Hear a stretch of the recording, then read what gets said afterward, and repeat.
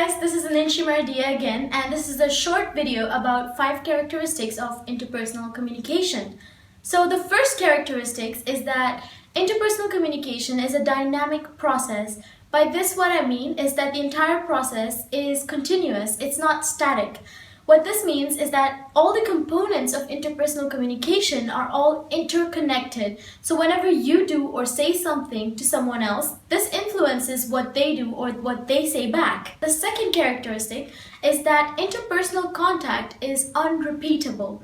This means that at a specific situation, if you have said or done something to someone else, you can never exactly repeat the same scene again. It's definitely unrepeatable. Even if you go through a similar situation and exact same person again, still it won't be the same because you can never exactly replicate the feelings or relationships again. The third characteristic is that interpersonal communication is irreversible. So once you have done or said something, you really cannot erase the impact that it already had. It's not like a TV show that you can pause, you can rewind. You cannot do these things. Once you have communicated something, even if you think you said something wrong and then you apologize, you can start over. But the impact that something you did the first time had, you can really not erase it. So you have to be careful, especially when you use digital media, because when you send emails or something, there is proof that, oh, you have said this, and you really cannot change that.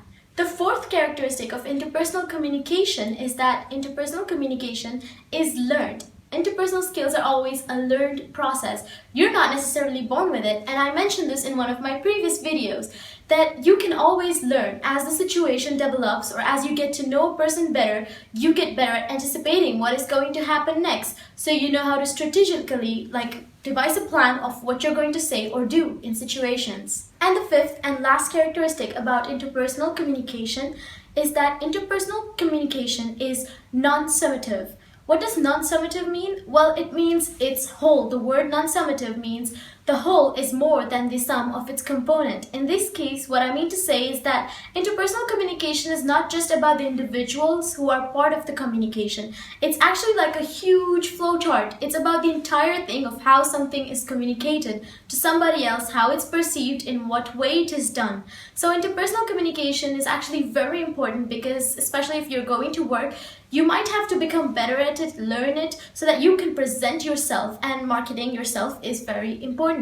So I hope you all found this video useful. If you have any suggestions, write them down in the comment section, and please click the subscribe button. See you all again.